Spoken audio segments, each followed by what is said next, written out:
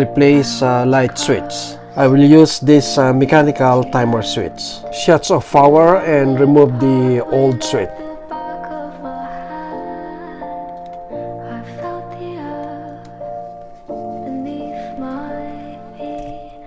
This is the wiring connection. The wiring has been connected into the switch. Installed mechanical timer switch. The timer switch has been programmed. The light bulb will turn on 7 p.m. to 3 a.m. It's already 7 p.m.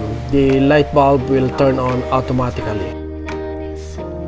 The light turns on by the mechanical timer switch.